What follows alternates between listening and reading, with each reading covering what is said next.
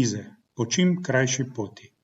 To ni le preživet reklamni slogan domače živilsko-predelovalne industrije. To je nujen predpogoj, da Slovenci ob naslednji krizi ne bomo lačni. Že vse od izbruha epidemije z virusom COVID-19 mlinarska podjetja v sodelovanju s pekarnami in trgovskimi verigami z veliko zavzetostjo in iznajdljivostjo neprekinjeno zagotavljamo slovenskim potrošnikom najnujnejše prehranske proizvode.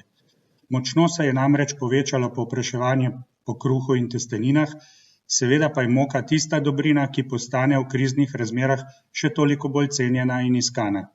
Zagotoviti surovine, pakirni material, varnostne in zaščitne pogoje našim zaposlenim v teh razmerah ni lahka naloga, posebej ob dejstvu, da je uvoz otežen in da sosednje države dnevno uvajajo nove in nove restriktivne ukrepe.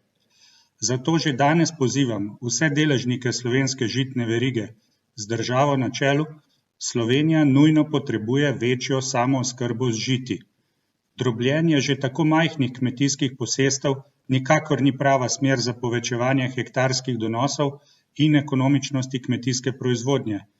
Slovenski potrošnik bo tudi po tej virusni krizi cenil slovenske živilske proizvode, ampak le, če bodo kvalitetni in konkurenčni.